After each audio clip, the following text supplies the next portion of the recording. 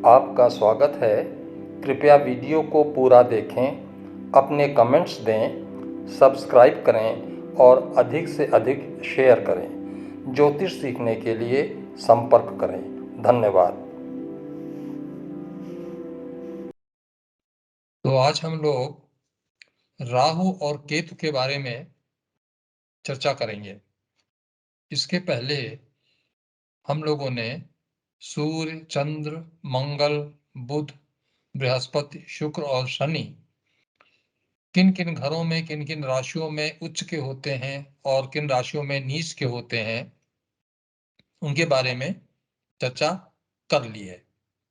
अब राहु और केतु को जैसे हमने पहले बताया और ये शास्त्रों में है कि ये एग्जिस्ट नहीं करते, इनका भौतिक अस्तित्व नहीं है, ये नोड्स हैं और ये बहुत पावरफुल है। क्यों? क्योंकि सूर्य सूर्य के संपर्क में नजदीक उसके 3 डिग्री के अंतर पर सूर्य के जो भी ग्रह आ जाता है, राहु और केतु को छोड़ करके, उसको ज्योतिष में अस्त मान लिया जाता है। अस्त का मतलब यह है कि उस ग्रह का जो सूर्य के 3 डिग्री के अंदर आ गया, चाहे पहले और चाहे बाद में। अस्त होने का मतलब यह है कि उसका प्रभाव कम हो जाता है, जितना नजदीक होगा उतना ही अधिक कम हो जाएगा। क्योंकि सूर्य का तेज उसके तेज को, सूर्य की शक्ति उसके शक्ति को आच्छादित कर लेती है, यानी ढक लेती है, कम कर देती है। तो वो ग्रह जो सूर्य के निकट आने से अस्त हो जाता है, उसका प्रभाव जो अपना है वो आपके चार्ट में या जातक का जो चार्ट है उसमें कम हो जाता है। परंतु राहु और केतु ये दो छाया ग्रह हम कहते हैं इनको, लेकिन इसकी वास्तविकता को थोड़ा हम अभी आपके सामने रखेंगे और ये विचारणीय है, आप भी स्वयं विचार कर सकते हैं। राहु और केतु ये दो ऐसे ग्रह हैं, चाहे छाया ग्रह हैं, जो भी हैं, परंतु ये इतने पावरफुल हैं जो सूर्य और चंद्र को ढक देते हैं, ग्रहण लगा देते हैं। सूर्य के नजदीक जो भी ग्रह आएगा वो तो हो जाएगा अस्त, और अगर सूर्य राहु या केतु के नजदीक आ गया तो उस पर छाया पड़ जाती है राहु और केतु की, और सूर्य का प्रभाव, सूर्य का अस्तित्व, सूर्य की शक्ति, सूर्य के गुण अवगुण सब कम हो जाते हैं, और ये काफी लंबे पीरियड तक चलता है। तो इसलिए राहु और केतु ये दो छाया ग्रह या नोड्स, जिनको इंग्लिश में बोलते हैं नॉर्थ नोड, साउथ नोड, तो ये पॉइंट ऑफ इंटरसेक्शंस हैं राहु और केतु। इसको हम आगे कभी विस्तार में डिस्कस करेंगे, परंतु आज संक्षेप में ये कहाँ उच्च होते हैं, कहाँ नीच होते हैं, इनका क्या प्रभाव होता है, ये क्या है वास्तव में, इस पर चर्चा करेंगे। ये आप सब जानते हैं कि राहु और केतु का प्रादुर्भाव कैसे हुआ। आप सबने सुना होगा, पढ़ा होगा कि सृष्टि के प्रारंभ में समुद्र का मंथन हुआ था, उसमें बहुत सारी चीजें निकली, विष भी निकला, अमृत भी निकला और बहुत कुछ निकला। तो जो विष निकला उसको तो भगवान शंकर पी गए, क्योंकि और किसी के अंदर पीने की क्षमता नहीं थी, न कोई पी पाया, और भगवान शंकर को इसीलिए नीलकंठ कहा जाता है, क्योंकि उन्होंने उस विष के घड़े को पी करके अपने कंठ में समाहित कर लिया, नीचे नहीं जाने दिया। इसीलिए उनका काम जो है विष, विष का मतलब नीलकंठ, कंठ में वो नीला पड़ गया उनका विष पीने से, और भगवान शंकर को संहारक माना जाता है, वो संहार करते हैं। दूसरा निकला अमृत। अब अमृत पीने के लिए सब लालायित हो गए, विष पीने के लिए कोई तैयार नहीं हुआ था, वो भगवान शंकर ने पी लिया, समाहित कर लिया अपने कंठ में। अब जो अमृत निकला, इसमें जैसे ही अमृत निकला तैसे देवता और असुरों में युद्ध छिड़ गया और देवता जीत गए, ये असुर जीत गए। अब जब असुर जीत गए तो ये हुआ कि अगर असुरों ने अमृत का घड़ा पी लिया तो वे अमरत्व को प्राप्त कर लेंगे, और फिर बड़ी मुसीबत हो जाएगी पृथ्वी पर। तो भगवान विष्णु जो पालक हैं, वो विश्व मोहिनी का रूप धारण करके, अत्यंत सुंदर स्त्री का रूप धारण करके वहां प्रकट हुए, और उनके उस मोह पाश में, उनके उस सुंदरता में दैत्य लोग जो थे वे मोहित हो गए, और उस मोहिनी शक्ति के कारण वे अपना सुध बुध खो बैठे, सारे दैत्य। और भगवान शिव ने जो विश्व मोहिनी का रूप लिया, वो उनके हाथों से वो अमृत का घड़ा ले लिया, और उन्होंने कहा दैत्यों से कि तुम लोगों को भी मैं पिलाऊंगा, पहले देवताओं को पिला देता हूं, तुम लोग प्रतीक्षा करो, इंतजार करो। इस बीच जब वो देवताओं को अमृत पिला रहे थे, इस बीच स्वरभानु नाम का एक दैत्य, वो आकर के सूरज और चंद्रमा, सूर्य और चंद्रमा के बीच में आकर के बैठ गया, अपना वेश बदल करके, देवताओं का वेश धारण करके। ये कथा आप सब जानते हैं, मैंने सिर्फ इसलिए जिक्र किया कि अभी उसके आगे समझना है, बहुत गंभीर बात है। तो जब स्वरभानु ने वेश बदल करके और आ गया वहां सूर्य और चंद्र के बीच में बैठ करके, उसने विष अमृत पान कर लिया, विष्णु भगवान ने उसको अमृत दे दिया। तब तुरंत सूर्य और चंद्र ने विष्णु भगवान को, जो मोहिनी का रूप धारण किए हुए थे, उनको इशारा कर दिया, ये ऐसा है। तुरंत विश्व मोहिनी रूप ने विष्णु भगवान का रूप धारण किया और अपने सुदर्शन चक्र से उसकी गर्दन काट दी। तो वो अमृत जो था वो गले के नीचे नहीं जा पाया, और स्वरभानु के शरीर के दो टुकड़े हो गए, एक सिर का और एक धड़ का। तो सिर जो था वो बन गया राहु। ऐसी हमारी पौराणिक कथा है, परंतु इसके अंदर, इस पौराणिक कथा एक सिंबॉलिकली हमारे ऋषि मुनि लोगों ने बहुत गहरी बात कही है, बहुत समझने की बात कही है, जिसका हमारे सब लोगों पर, जीवन पर, विचारों पर, कर्मों पर और कर्मों के परिणामों पर भी बहुत ही गहरा और बहुत ही महत्वपूर्ण असर होता है, अच्छा भी बुरा भी। तो अब सिर अलग हो गया, धड़ अलग हो गया, सिर हो गया राहु, धड़ हो गए केतु। इसका क्या मतलब हुआ? तो इसलिए इनको कहा जाता है कि इनका कोई एग्जिस्टेंस नहीं है, यानी ये मृत हो गए, परंतु ऐसा है नहीं। एक प्रश्न यदि हम विचार करें, ये प्रश्न साइन ऑफ इंट्रोगेशन है, जो बात मैं कहने जा रहा हूं इसके आगे आप प्रश्न सूचक चिन्ह लगाइए और पूछिए अपने से। ये कहा जाता है कि ये छाया ग्रह है, यानी ये सूर्य जो सर्वशक्तिमान है सौर मंडल में, जिसके चारों ओर सारे ग्रह चक्कर लगाते हैं, जिसके तेज से चंद्रमा प्रदीप्त होता है और हमें पृथ्वी पर रोशनी देता है, वो सूर्य जो आत्मा है, उसको राहु और केतु अपनी छाया में आच्छादित कर देते हैं, ग्रहण लगा देते हैं, ढक देते हैं। तो क्या कोई भी छाया बिना प्रकाश के एग्जिस्ट कर सकती है? उत्तर होगा नहीं। क्या पृथ्वी पर आप कोई ऐसी भी छाया बता सकते हैं जो बिना प्रकाश के हो? वो प्रकाश दिखाई न पड़े, उस प्रकाश को हम देख ना पाए, वो एक अलग बात है, परंतु अगर छाया है तो प्रकाश का होना लाजमी है, बिल्कुल जरूरी है, बिना प्रकाश के छाया हो नहीं सकती। इसका मतलब कि राहु और केतु भी प्रकाश स्वरूप हैं, प्रकाश है, शक्ति है, तभी उनकी छाया, और बहुत प्रबल है, तभी उनकी छाया सूर्य को ग्रहण लगा देती है, सूर्य को ढक लेती है। डिपेंड करता है कि वो ग्रहण कितना पावरफुल है, कितने नजदीक है राहु या केतु। और चंद्रमा पर भी ग्रहण लगा देते हैं, क्योंकि चंद्रमा भी हमारे सौर मंडल में जो दो ग्रह हमें रोशनी देते हैं वो है सूर्य और चंद्रमा, और इन्हीं दोनों पर राहु और केतु ग्रहण लगा देते हैं। इसका मतलब बहुत पावरफुल है। अब दूसरी बात आइए, विशेषता। सौर मंडल में जो हमारे 7 ग्रह हैं, हम उनको चार्ट में दिखाया है हमने आपको, लेकिन कोई भी दो ग्रह नियमतः, नियम के आधार पर कोई निश्चित नहीं है कि अगर ये ग्रह यहां है तो दूसरा ग्रह यहां होगा। परंतु राहु और केतु के केस में यह निश्चित है कि राहु और केतु एक दूसरे से 180 डिग्री पर होंगे, यह निश्चित है। जहां राहु होंगे उसके 180 डिग्री पर केतु होंगे उस घर में, और जिस घर में केतु होंगे उसके 180 डिग्री पर राहु मौजूद रहेंगे। मतलब ये राहु और केतु की एक एक्सिस है जो एक्सिस घुमा रही है।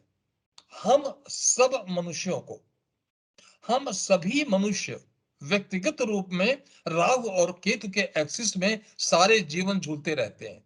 कभी इधर, कभी उधर, कभी आगे, कभी पीछे, कभी ऊपर, कभी नीचे घूमते रहते हैं और समझ में नहीं आता क्या करें। वो रहस्य आज हम आपके सामने रखने की कोशिश करेंगे। आप उसको ध्यानपूर्वक सुने और समझने की कोशिश करें। राहु और केतु 180 डिग्री पर क्यों रहते हैं? अगर मान लीजिए आपको कोई कटा हुआ सिर मिल जाए, जो अभी तुरंत तुरंत कटा है, और उसका धड़ मिल जाए, और आपको उनको जोड़ना है जिससे वो जीवित हो जाए, टाइम है भी वो जीवित हो सकते हैं, तो जब आप उनको जोड़ेंगे तो बिल्कुल एग्जैक्टली आपको जहां से कटा है उसी डिग्री पर आप जब मिलाएंगे तो दोनों के बीच में आपको एक सीधी लाइन खींचनी पड़ेगी, बिल्कुल एग्जैक्ट स्ट्रेट लाइन। और जब स्ट्रेट लाइन आप खींचेंगे तो वो 180 डिग्री हो गया। तो हम लोगों को, हर मनुष्य को यह समझना है कि राहु क्या है और केतु क्या है। राहु सिर है, केतु धड़ है। हम सब जानते हैं कि हमारे सिर में क्या क्या चीजें हैं और धड़ में क्या क्या चीजें हैं। हमारे सिर में आप देखिए ब्रेन है, मस्तिष्क है, अलग हो गया, सिर धड़ से अलग हो चुका है, वो है राहु। मस्तिष्क है, दो आंखें हैं, दो कान है, दो नॉस्ट्रिल्स हैं, मुंह है, जिह्वा है, स्किन है, ये सारी चीजें हैं। तो इन सारी चीजों का क्या उपयोग होता है हमारे जीवन में? मस्तिष्क सोचता है, समझता है, निर्णय करता है। मन बुद्धि चित्त अहंकार वो सब वही है। अहंकार निर्णय देता है तो मन कर्म में लिप्त हो जाता है, कर्म कर बैठता है। आंखें देखती हैं, इंद्रिय है आंख। कान भी इंद्रिय है, सुनती है। नाक इंद्रिय है, सूंघती है। जिह्वा रस की इंद्रिय है। अब अगर हमारी गर्दन काट दी गई तो हमने जो कुछ खाया, तो जो हमारी भोजन की नली है जिसके माध्यम से पेट में जाता है भोजन, या जो कुछ भी हम पानी पीते हैं, भोजन करते हैं, अगर गर्दन कट गई तो जो कुछ हमने खाया वो कहां गया? निकल गया बाहर। तो इसका मतलब क्या हुआ? इसका मतलब यहां पर एक बहुत महत्वपूर्ण इसका परिणाम है, इसका एक निष्कर्ष है, वो ये कि राहु की भूख कभी नहीं मिटती, उसको हमेशा और चाहिए, क्योंकि पेट में तो गया ही नहीं। जब पेट में गया नहीं तो भूख कभी, पेट कभी भरेगा नहीं, पेट है ही नहीं। और रस इंद्रिय, खाने का स्वाद या खाने का मजा लेना, वो इच्छा रहेगी। तो एक इशारा है, सिंबॉलिक रिप्रेजेंटेशन है कि Rahu has infinite desire of enjoying this material world. Rahu is attachment. कोई इंजॉय तब करना शुरू करेगा जिसके प्रति अटैचमेंट होगा। अगर किसी को अच्छे भोजन का स्वाद लेना है, उसके प्रति वो अटैच है, तो अच्छा भोजन करेगा। किसी को अच्छे सुगंध की अटैचमेंट है तो अच्छे सुगंध के पीछे भागेगा। और राहु के पास तो सब कुछ है। तो राहु इस भौतिक जगत का पूरा पूरा आनंद लेना चाहता है, असीम आनंद लेना चाहता है। आप पाएंगे इस संसार में किसी आदमी की सैलरी 10,000 है, या मान लीजिए 1 लाख है, या 10 लाख पर एनम है, क्या वो संतुष्ट हो जाता है? एक आदमी की सैलरी मान लीजिए 12 लाख पर एनम है।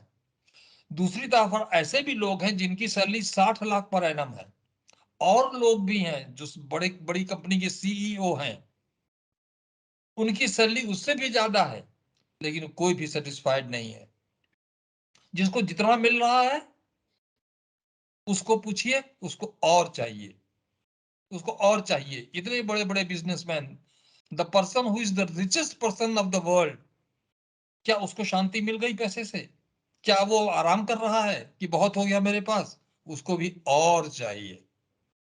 जिसके अंदर काम वासना भरी हुई है, स्किन का आनंद लेने की वासना भरी हुई है, स्पर्श का आनंद लेने की भावना भरी हुई है, वो कामासक्त होकर कभी भी तृप्त नहीं होगा, उसको और चाहिए।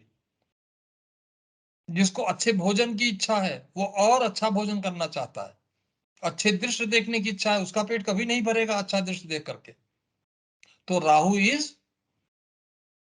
Infinite desire, ambition in this world, materialistic world, and Rahu is attachment, जुड़ाव है, जुड़ा हुआ है, वो और चाहता है। एक पक्ष ये हो गया राहु का। और दूसरा पक्ष क्या है कि राहु सोच सकता है। राहु सोच सकता है क्योंकि उसके पास ब्रेन है, मस्तिष्क है। वो देख सकता है, निर्णय कर सकता है, सुन सकता है, उस पर निर्णय कर सकता है, खा करके भी निर्णय कर सकता है क्या अच्छा है क्या बुरा है। परंतु केतु जो धड़ है, वो कहां से अनुभव करेगा?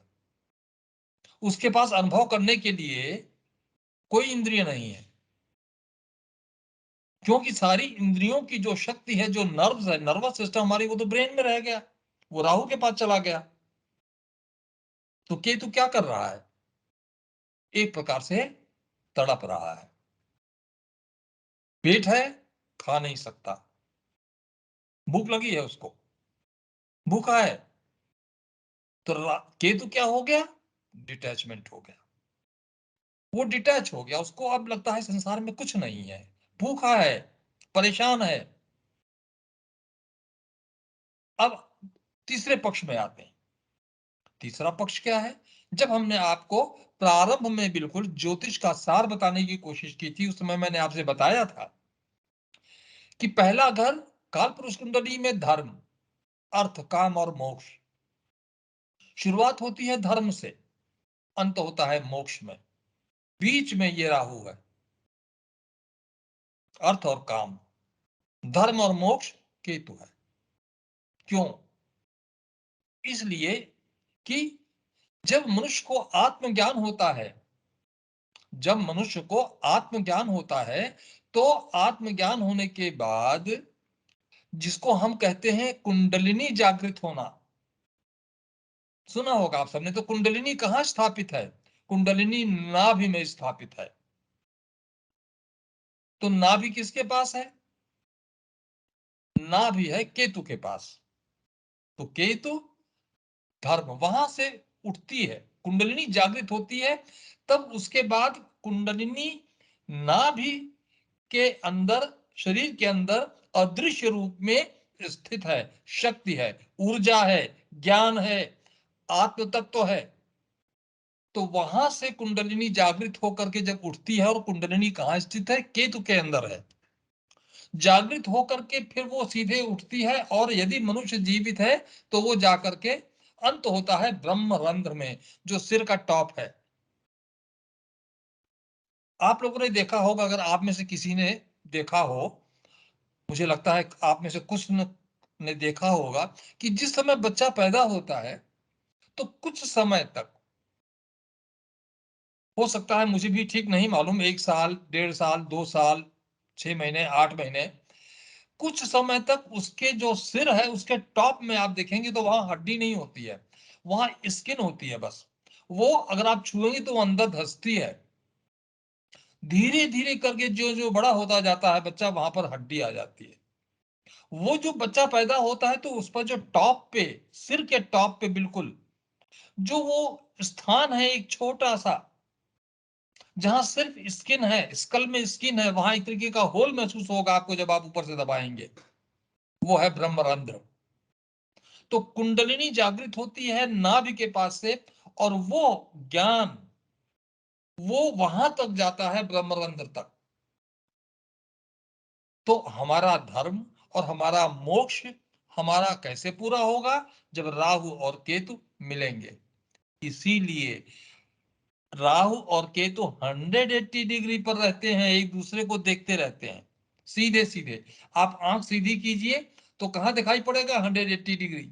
जब पुतली घुमाएंगे तब इधर उधर एंगल बनेगा। तो राहु जिस घर में बैठता है उसमें आप 6 जोड़ दीजिए, वो हो गया 180 डिग्री। आप देखिए यहां पर, अगर आप देखिए यहां पर अगर राहु देव यहां बैठे हैं 1 नंबर में, तो यहां से 180 डिग्री, यहाँ 1 नंबर है काल पुरुष कुंडली की, 6 जोड़ेंगे तो यहाँ 7 हो गया। इससे सीधे 180 डिग्री लाइन खींचे तो यहाँ पर केतु देव रहेंगे। अगर राहु देव 6 नंबर में बैठे हैं, 6 नंबर के घर में, तो केतु होंगे 12 नंबर घर में। इसी प्रकार से राहु और केतु एक दूसरे के पूरक हैं। कैसे? एक डिटैचमेंट है और एक अटैचमेंट है। एक भूखा है किसी चीज का, वो मैं बताऊंगा किस चीज का भूखा है केतु, और एक खाए जा रहा है, पेट नहीं भर रहा है, और और और एक के पास कुछ नहीं है, केतु के पास कुछ नहीं है। केतु क्या चाहते हैं? केतु केतु एक स्टोर है हमारे पास्ट बर्थ्स का, हमारे पूर्व जन्म के कर्मों का स्टोर है। उसमें सब कुछ उसी के अंदर है। हमने पूर्व जन्म तक, इस जन्म में जन्म लेने के पहले तक जो भी हमें मिला, जो भी हमें दिया गया है इस जन्म में, उसके साथ जीने के लिए, भुगतने के लिए, सुख या दुख दोनों, उतना हिस्सा हमारे केतु छाया ग्रह में स्टोर्ड है। अच्छा भी बुरा भी, गलत भी सही भी, अच्छे अनुभव भी बुरे अनुभव भी। और राहु क्या है? राहु देव हमारे वर्तमान है। हमें अभी अभी चाहिए मुझे, तुरंत चाहिए मुझे, और चाहिए मुझे।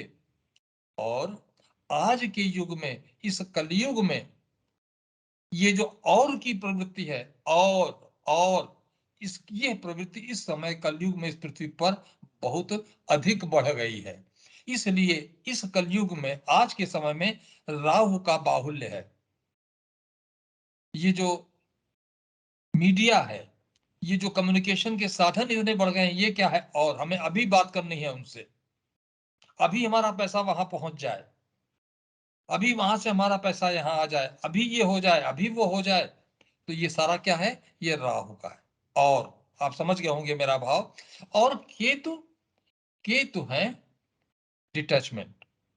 केतु को किसी चीज से कोई मतलब नहीं, वो विच्छेद करा देते हैं। केतु डिटैच करा देते हैं। अच्छा, डिटैच कराने के पीछे उनका भाव कोई बुरा नहीं है, क्यों? उन्हें तो कुछ मिलना नहीं है। वो डिटैच कराते हैं वर्ल्डली डिजायर्स से, वर्ल्डली चीजों से हमें दुख मिलता है, हमें दुख मिलता है। परंतु वो दुख भी हम अपने पूर्व जन्म से लेकर के आए हुए हैं। वो हमको दुख क्यों मिल रहा है? क्योंकि हमें दुख मिलेगा तो हम, हो सकता है, जरूरी नहीं है, हो सकता है कि हम उस ज्ञान या ईश्वर के प्रति मुड़े, धर्म की ओर मुड़े कि ये संसार नश्वर है। कह तो देते हैं ये संसार नश्वर है, लेकिन क्या उसको हम महसूस भी करते हैं? ये संसार माया है, क्या हम उसको महसूस भी करते हैं? हम उसी में तो जी रहे हैं, उसी में ही लिप्त हैं। और राहु ये चाहता है कि उसमें इतना डूब जाए कि केतु का अस्तित्व ही न रहे। और परंतु ऐसा हो नहीं सकता। ऐसा जिसके जीवन में है, उसका जीवन पूरी तरह से असंतुलित है। अब यहां पर एक बात और आती है। अब देखिए, मान लीजिए, थोड़ा ध्यान दीजिएगा, अगर मान लीजिए ये जनपत्री है किसी की, कालपुरुष कुंडली की जनपत्री है मान लीजिए, इसमें 12 घर हैं, इसको डिवाइड कर रहा है मेन डिवीजन, एक तो ये रेखा कर रही है और एक मेन डिवीजन ये रेखा कर रही है, पूरे जनपत्री को आधा आधा बांट रही है। तो मान लीजिए अगर किसी की जनपत्री में राहु यहाँ 6 नंबर घर में बैठे हैं और केतु बैठे हैं 12 नंबर घर में, और 2 ग्रह ये हो गए छाया ग्रह। अब जो 7 ग्रह बचे, मान लीजिए कि वो 7 ग्रह इस डिवाइडिंग लाइन के केवल इस तरफ भरे हुए हैं, 7 ग्रह, और ये पार्ट पूरा खाली है। ये पार्ट, ये डिवाइडिंग लाइन मान लीजिए अगर हम लेते हैं, और यहाँ अगर 6 नंबर में राहु है और 12 में केतु है, या 12 में राहु है और यहाँ केतु है, क्योंकि 180 डिग्री पर रहेंगे, और इस तरफ मान लीजिए कोई प्लेनेट नहीं है, और बचे हुए 7 प्लेनेट इधर आ गए, यानी सारे 9 प्लेनेट राहु और केतु के एक्सिस के अंदर आ गए, अंदर। इसी को हम बोल देते हैं काल सर्पयोग। यह है काल सर्पयोग। या इस डिवाइडिंग लाइन के इधर हो जाए या इधर हो जाए, या अगर ये डिवाइडिंग लाइन है तो या तो इधर हो जाए, सारे के सारे नवग्रह राहु और केतु एक्सिस के अंदर आ जाए, या इधर आ जाए। क्या मतलब हुआ काल सर्पयोग? काल सर्पयोग केवल राहु और केतु ही बनाते हैं अगर ऐसा हो जाए। काल सर्पयोग क्यों कहा गया? क्योंकि हमारे ऋषि मुनि लोगों ने राहु और केतु को, दोनों को मिला करके सिंबॉलिक रिप्रेजेंटेशन देते हुए एक सर्प माना है, सांप। तो सर्प आप जानते हैं कि अगर सर्प की गर्दन काट दी जाए तो पीछे का हिस्सा बचा। अब आप अगर सर्प की गर्दन, किसी भी जीव की गर्दन काट दीजिए, तो आप पाएंगे कि ज्यादा जो उसका बचा हुआ हिस्सा होता है वो तड़पता है, छटपटाता है। दूसरी बात, आप ये भी पाएंगे कि केतु जो है, मानिए ऊपरी हिस्सा जो हुआ वो सबका हो गया राहु, सिर का, और सिर के नीचे का हिस्सा जो पूंछ है, पूरा का पूरा पेट वगैरह लिए हुए सब कुछ, वो केतु हो गया। और जब राहु और केतु जीवित है, मान लीजिए अभी गर्दन नहीं कटी है, तो आप पाएंगे सब कैसे चलता है, टेढ़ा मेढ़ा, इधर इधर इधर, बिल्कुल ऐसे नहीं चलता सीधे, आराम से चला जा रहा है वो पूरा जिगजैग। और ऐसे ही हमारा जीवन बीतता है, कभी ऊंचा कभी नीचा, कभी दुख कभी सुख, कभी परेशानी कभी कुछ कभी कुछ, अधिकतर किसी का ज्यादा किसी का कम। तो ये एक सिंबॉलिक रिप्रेजेंटेशन है सर्प का। तो इसीलिए इसको कहा काल सर्प योग। मतलब ये ऐसा योग बन गया कि आपकी जनपत्री, काल सर्प योग कोई ऐसी बात नहीं है कि अगर किसी के जनपत्री में काल सर्प योग है तो कोई बहुत बड़ा अनिष्ट हो गया, ऐसा नहीं है। एक चीज तो जरूर हो गई, वो क्या हो गई कि अगर डिवाइडिंग लाइन जो दो हैं, डिवाइडिंग लाइन, इनके एक तरफ हमारे 9 ग्रह राहु केतु को मिलाकर राहु केतु के एक्सिस के अंदर आ गए, तो ये पूरा का पूरा हिस्सा खाली हो जाने से क्या हो गया कि हमारी जन्मपत्री अनबैलेंस हो गई। स्वाभाविक बात है, आप देख लीजिए, आप किसी भी चीज में आधे हिस्से में पूरा वजन डाल दीजिए और आधा हिस्सा खाली हो तो वो क्या हो गया, असंतुलित हो गया। तो काल सर्प योग भी राहु और केतु के एक्सिस के अंदर सारे ग्रह आ जाने से होता है। तो इसमें क्या हुआ, हमारी कुंडली, हमारी जनपत्री असंतुलित हो गई, पहली चीज। तो उसके प्रभाव कहीं ना कहीं हमारे जीवन में कुछ ना कुछ परेशानी जरूर देंगे। वो परेशानी हमारे जीवन के किसी भी क्षेत्र में असंतुलन ला सकती है। ऐसा नहीं है कि हमारा जीवन सारा बर्बाद हो जाएगा, ऐसा नहीं है। उसका असर बहुत कुछ डिपेंड करेगा प्लैनेट्स की पोजीशन पर, घरों में, राशियों में, किन नक्षत्रों में है वो सब। परंतु कहीं ना कहीं अगर सब कुछ अच्छा है, ये भी हो सकता है कि काल सर्प योग है और जीवन बहुत सुंदर है, परंतु कहीं ना कहीं कुछ न कुछ असंतुलित अवश्य होगा, क्योंकि जनपत्री ही असंतुलित हो गई। अब थोड़ा आगे बढ़ते हैं, उसके बाद समाप्त करेंगे। अब देखिए, राहु और केतु, हमने आपको उसका धार्मिक पक्ष भी समझा दिया, सांसारिक पक्ष भी आपके सामने रख दिया। अब हमें करना क्या है? हमें करना यह है कि एक दो लाइन और बस, जो बहुत महत्वपूर्ण है, हमें अपने अंदर जा करके, अंदर जाने का मतलब आंख बंद करके हम जरा स्वयं के बारे में सोचें 2 बार। एक वो चीज कि हमारी अपनी शक्ति क्या है, यानी कौन सा काम हमें बहुत अच्छा लगता है, कौन से विचार हमें बहुत अच्छे लगते हैं, कौन सा काम ऐसा है जिसमें हमें अपना एफर्ट डालने में बहुत खुशी होगी, हम उसके लिए सब कुछ करने के लिए तैयार हैं। ऐसा कौन सा हमारे जीवन का क्षेत्र है, वो है हमारी स्ट्रेंथ। और वो है केतु, वो है हमारी स्ट्रेंथ। और वो पक्ष हमारे जीवन का जिसके लिए एक पक्ष, दो पक्ष, तीन पक्ष कुछ भी हो सकते हैं, वो कौन से पक्ष ऐसे हैं जिसके लिए हम लगातार परेशान रहते हैं, उसके पीछे भाग रहे हैं और हमें वो चीज उतनी नहीं मिल पा रही है जितना हम चाहते हैं, तो वो है राहु का पक्ष। और वे क्षेत्र, चाहे वो एक हो, चाहे दो हो, चाहे तीन हो, वे क्षेत्र जिसमें हम सहज रूप में पा भी जाते हैं जो हम चाहते हैं, हमें उधर प्रयास करने में अच्छा भी लगता है और हमें वो मिल भी जाता है, वो है हमारी स्ट्रेंथ। तो हमें केतु की स्ट्रेंथ को समझना है, जो हमारी अपनी खुद की स्ट्रेंथ है केतु के रूप में हमारे चार्ट में, और राहु के उस डिजायर, एम्बिशन और अटैचमेंट को भी समझना है जो हमें दौड़ा रही है, भगा रही है, और अंत में हाथ कुछ नहीं आता और उसकी कोई सीमा नहीं। तो इन दोनों को हमें बहुत ही अच्छी तरह अपने लिए, अपने उत्थान के लिए, अपने लाइफ को बैलेंस करने के लिए हमें राहु और केतु के दोनों के एनर्जीज को हमें समझना है और उसका एक संतुलित प्रयास करना है। जिसने अपने जीवन में राहु और केतु के एनर्जीज को बैलेंस कर लिया, ही इज हैप्पी और शी इज हैप्पी। और जो नहीं कर पाया वो परेशान ही रहेगा।